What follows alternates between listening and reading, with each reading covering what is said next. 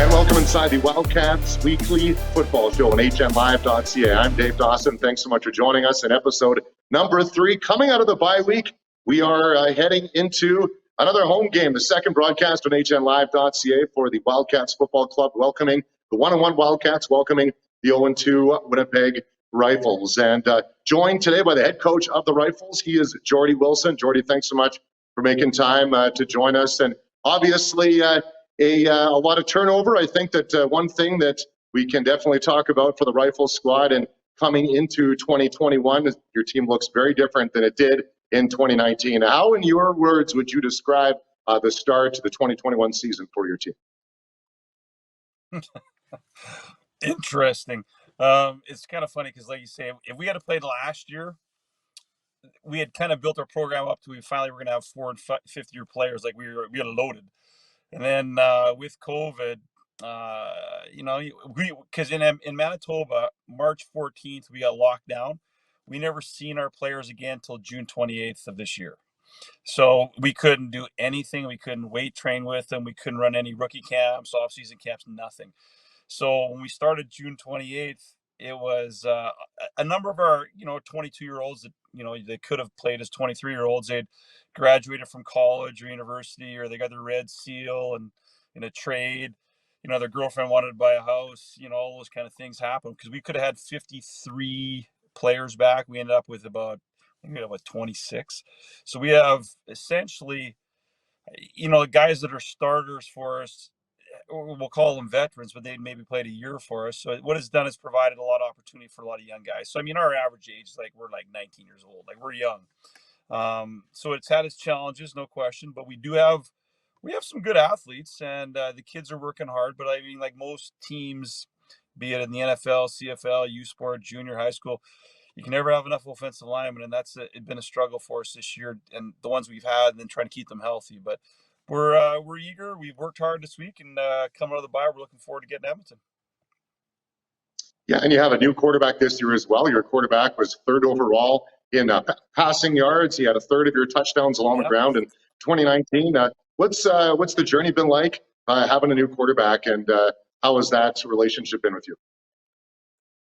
It's good. His name's Bryson McNeil, and Thomas Hubbard will be our 2 guys. So Bryson is a kid in Manitoba. We have what's called the Manitoba Major Junior Football League. So these are kids, they come out of high school or a midget program here locally, and then they didn't necessarily go play junior or U Sport. A lot of them because of their jobs, so they don't practice as much and all that kind of stuff. So Bryson had played in that league. It's decent football, and the good thing is you're playing against older kids. So he's a 22-year-old. So he's not like he's 18. And Thomas is a kid coming right out of Oak Park. He would be a year out because he graduated in 2019, I guess. But Bryson, he's going to be good. Like in the first game against Regina, I thought he actually played quite well, especially in the first half. We've had a case of the dropsies from a lot of our receivers. We've had some hard times catching the ball for whatever reason. So I kind of threw him off a little bit. And it's kind of funny, too, in this league, because you get brand new balls all the time. And I guess, the balls are a little bit slick. And Bryson, so actually over the break, we gave him a bunch of new balls to go throw because I think he was kind of messing with his head a bit, playing with some of the new balls all the time. So, but he's a good player, and we expect him to do a good job for us this weekend. Now, obviously, heading into this matchup on Sunday with the Wildcats, a team that, for the most part of the past couple of years, I know it's really difficult. You can't really match up year per year, but a team that you've been battling with a playoff spot with, and you've been able to make the playoffs a couple of years over the last 5. And what are you expecting from this matchup? A team that obviously coming out of a difficult loss against Edmonton, and a quarterback who is athletic and is able to spread the ball around to some healthy receivers as well. Yeah. Oh, they, again, from, watching their 2 games on film, they look like, I know they're well coached over there, and they have some good guys. And you're right, their quarterback looks pretty good. Actually, their tailback's a pretty good player too. So they have some guys that are pretty good. One thing historically when you play the Wildcats is they're a scrappy bunch, right? They're going to scratch and claw for every yard they get, and to try to prevent us from getting a yard.